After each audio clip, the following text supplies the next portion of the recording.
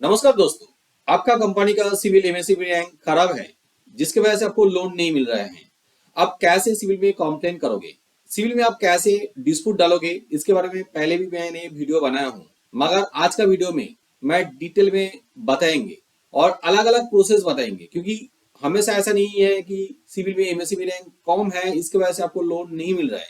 कभी civil report में error हो सकता है जिसकी वजह से लोन नहीं मिलता है, कभी लॉगिन रिलेटेड प्रॉब्लम होता है। तो अलग अलग प्रॉब्लम्स के लिए आप अलग अलग प्रोसेस फॉलो करके कंप्लेन कर सकते हो। सिविल में अलग अलग फॉर्मेट दिया हुआ है, उस फॉर्मेट में आप लिख के कंप्लेन भी कर सकते हो और वहां पे डॉक्यूमेंट्स भी अटैच कर सकते हो। मैं सारा प्रोसेस को इस वीडियो में बताएंगे, वीडियो को एंड तक देखते रहिए। वीडियो का एंड में सिविल एमएससीबी रैंक कैसे आप इंप्रूवमेंट करोगे उसके लिए भी मैं अलग से टिप्स भी देंगे। What is CIBIL MSCB rank? एक इंडिविजुअल कस्टमर का लोन रिपेमेंट हिस्ट्री के बेसिस में उनका क्रेडिट वर्दीनेस चेक करके सिविल स्कोर दिया जाता है। सिमिलरली एक कंपनी जितना सारा लोन लेता है, जितना अच्छा तरीका से रिपेमेंट करते हैं और उनका क्रेडिट वर्दीनेस के बेसिस में सिविल रैंक दिया जाता है। ये रैंक 10 से लेके 1 के बीच में होता है। जितना कम रैंक होता है उतना अच्छा माना जाता है। यहाँ से 1 से लेके 4 के बीच में किसी कंपनी का रैंक होता है तो उनको आसानी से लोन मिल जाता है, और इससे भी ज्यादा रैंक हो यानी कि 5 रैंक हो तो भी उनको लोन मिलता है, मगर इससे ज्यादा रैंक होने से उन कंपनी को लोन मिलना मुश्किल हो जाता है। कम से कम अच्छा कोई बैंक से लोन मिलना मुश्किल होता है। अब यहाँ पे रैंक जितना कम होगा उतना कम रेट ऑफ इंटरेस्ट में आपको लोन मिलेगा और अच्छा आपको टर्म्स एंड कंडीशन मिलेगा। अब एक बिजनेसमैन है तो आप हमेशा चाहोगे कि आपको कम रेट ऑफ इंटरेस्ट में लोन मिले ताकि आपको प्रॉफिटेबिलिटी ज्यादा मिले। तो आप रैंक को अच्छा करना चाहते हो तो उस केस में आपको रैंक को टाइम टाइम चेक भी करना पड़ेगा और जरूरत पड़े तो वहां पे आपको सिविल में कंप्लेन करके रैंक को सही करना पड़ेगा। कमर्शियल सिविल रिपोर्ट में किस टाइप का प्रॉब्लम दिखते हैं? देखिए, प्रॉब्लम बहुत सारा हो सकते हैं। हमारे पास जो कस्टमर्स आते हैं उनके अंदर में सबसे ज्यादा प्रॉब्लम मैं देखता हूँ, वही प्रॉब्लम मैं यहाँ पे बताएंगे। डेटा मिक्सिंग एरर सबसे ज्यादा दिखते हैं। ये डेटा मिक्सिंग होता है क्या? मान लो दो कंपनी है, company A and company B. दोनों कंपनी ने लोन लिया है। कंपनी ए जितना सारा लोन लिया है कंपनी बी के अंदर में चलाता है, और कंपनी बी जितना सारा लोन लिया है कंपनी ए के रिपोर्ट में चला आता है। कंपनी ए सारे loan time to time repayment कर रहे हैं, मगर कंपनी बी लोन डिफॉल्ट कर दिया है। कंपनी बी का लोन कंपनी ए के रिपोर्ट में चलाया है, इसके वजह से कंपनी ए को भी आगे चल के लोन नहीं मिल सकते हैं। Duplicate credit facility. अब यहाँ पे क्या होता है, आपने लोन लिया है और लोन रिपेमेंट भी कर दिया है, मगर बहुत सारा अकाउंट दिखा रहा है वही सिमिलर अकाउंट। यहाँ पे लोन क्लोज करने के बाद भी किसी अकाउंट में हो सकता है एक्टिव दिखा रहा है, और ज्यादा लोन अकाउंट दिखाने की वजह से आपको एक्सपोजर ज्यादा होता है। यहाँ पे भी लोन मिलना मुश्किल होता है। आपने लोन लिया है, टाइम टू टाइम रिपेमेंट भी कर रहे हैं, मगर कंपनी वो सिविल रिपोर्ट में अपडेट नहीं कर रहा है, तो इसलिए वहां पे आउटस्टैंडिंग ज्यादा दिखा रहा है। इसमें भी आपको एक्सपोजर ज्यादा होता है, लोन मिलना मुश्किल होता है और सिविल रैंक भी खराब होता है। Delay payments. यहाँ पे क्या होता है, अपने loan time to time repayment कर रहे हैं, फिर भी आपका रिपोर्ट में एसएमए दिखा रहा है, लेट पेमेंट शो कर रहा है। इसके वजह से सिविल रैंक बहुत बुरी तरह से खराब हो जाता है, तो इसके वजह से लोन मिलना बहुत मुश्किल होता है। तो इसको भी आप सही कर सकते हो कंप्लेन करके। Inaccurate credit facility status. यहाँ पे आपने लोन रिपेमेंट कर दिया है, क्लोज भी कर दिया है, फिर भी उस अकाउंट में रिटर्न ऑफ स्टेटस दिखा रहा है। इस टाइप का प्रॉब्लम भी दिखते हैं। अब ये सिविल रिपोर्ट में जो एरर दिखा रहा है इसको आप सही कैसे करोगे? देखिए, सबसे पहले बात यह है कि मैं हमेशा बताता हूं कि आप सिविल रिपोर्ट को अच्छे तरह से रीड करो। अब रीड करोगे तो आपको समझ में आएगा कहाँ पे प्रॉब्लम है। अब प्रॉब्लम्स आइडेंटिफाई कर लिया, उसके बाद आसानी से आप उसको सही कर सकते हो। मैं यहाँ पे सारा प्रोसेस बताएंगे आप कैसे कंप्लेन करोगे। अब रिपोर्ट को अच्छे तरह से रीड करने के लिए मेरा ये वाला वीडियो देख सकते हो, यहाँ पे मैंने डिटेल में बताया हूँ। अब सिविल में कंप्लेन करने के लिए सिविल का जो ऑफिशियल वेबसाइट है civil.com, वहां पे जाना पड़ेगा। सिविल का ऑफिशियल वेबसाइट है civil.com। ये सिविल का ऑफिशियल वेबसाइट है और ये है होम पेज। ऊपर में देखिए सपोर्ट एक ऑप्शन दिया हुआ है, इसमें क्लिक कीजिए। थोड़ा स्क्रॉल करके नीचे चलाइए। यहाँ पे देखिए कॉन्टेक्ट अस, इसका बगल में येलो कलर का एक बटन है, इसमें क्लिक कीजिए।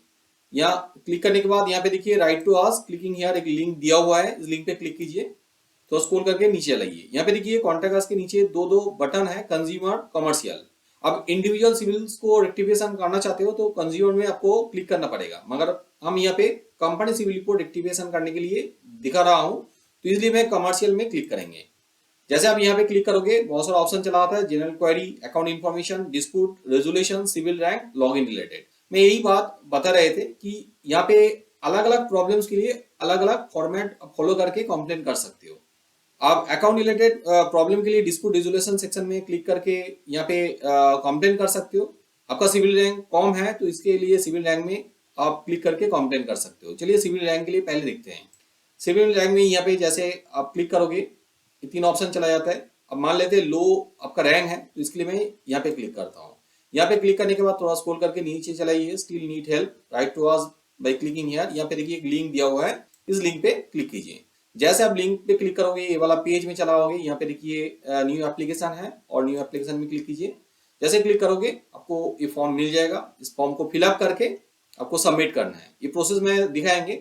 इससे पहले मैं और जो फॉर्मेट है वो भी दिखा देता हूँ, अलग अलग फॉर्मेट है।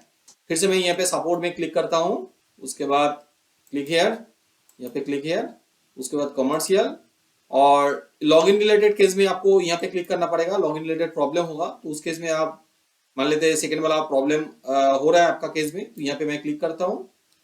डिटेल कुछ इन्फॉर्मेशन दिया हुआ है, ये पढ़ सकते हो आपका नॉलेज के लिए, नहीं तो यहाँ पे क्लिकिंग हियर में क्लिक करके कंप्लेन कर सकते हो। न्यू एप्लीकेशन में क्लिक करते हैं।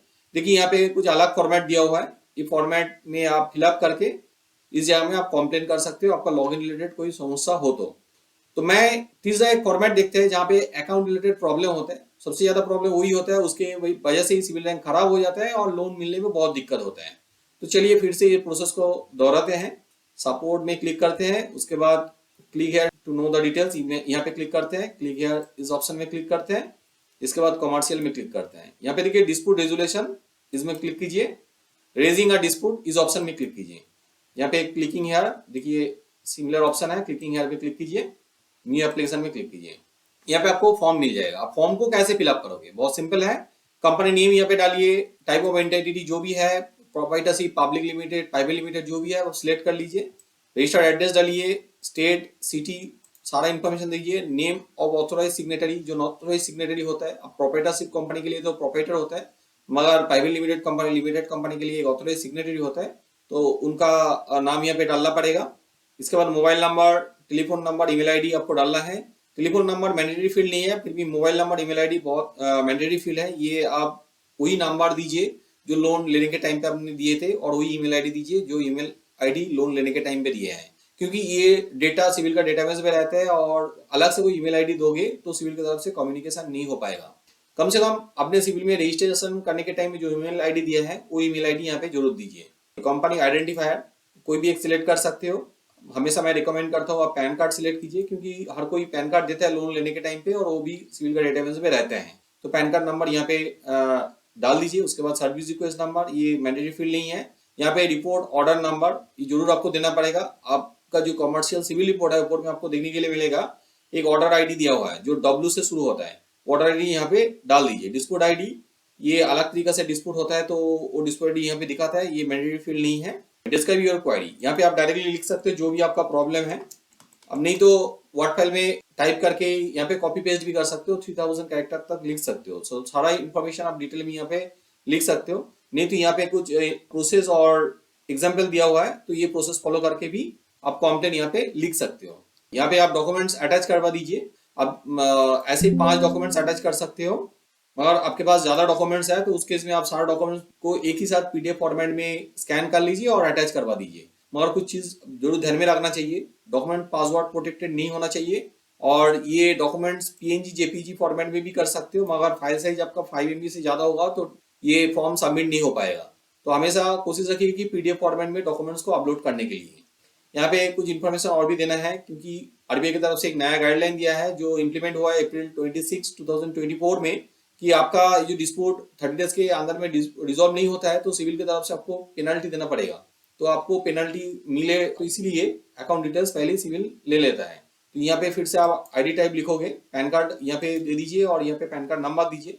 अकाउंट होल्डर नेम दीजिए, IFSC code, bank name, bank account type कोई भी एक सिलेक्ट कर सकते हो। मगर क्या होता है इंडिविजुअल के लिए सेविंग्स अकाउंट देने से ही चलेगा, मगर कंपनी के लिए करंट अकाउंट होता है तो करंट अकाउंट यहाँ पे सिलेक्ट करके करंट अकाउंट नंबर दे दीजिए। यहाँ पे करंट अकाउंट नंबर लिखना है, फिर से यहाँ पे रिटाइप करना है, आपका बैंक एड्रेस लिखिए और चेक बॉक्स में टिक कर दीजिए। उसके बाद यहाँ पे दिख रहे हो कैप्चा कोड है, कैप्चा कोड यहाँ पे डाल दीजिए। उसके बाद सबमिट कीजिए। ये फॉर्म सक्सेसफुली सबमिट हो जाता है तो सक्सेसफुल मैसेज भी चलाता है और एक सर्विस रिक्वेस्ट नंबर भी मिलते हैं।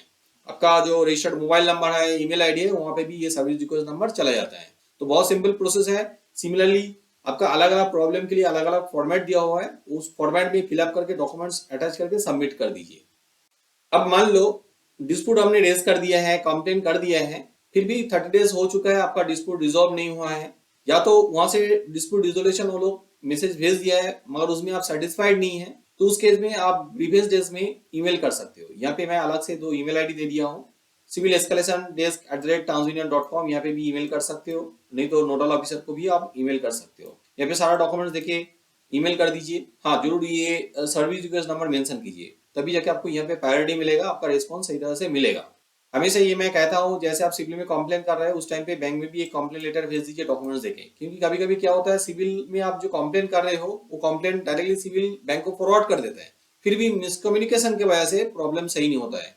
आपकी तरफ से आप और एक ईमेल भेज दोगे, सेम डॉक्यूमेंट्स भेजोगे, तो यहाँ पे बैंक को भी पता चलता नहीं इसका प्रॉब्लम है और उनका गलती से ये प्रॉब्लम हो रहा है, तो वो लोग जल्दी से जल्दी इसको सॉल्व कर देते हैं। जैसे मैं बताए थे कि आपको कुछ टिप्स देने वाला हूँ कि ताकि आप सिविल रिपोर्ट अच्छा कर पाए।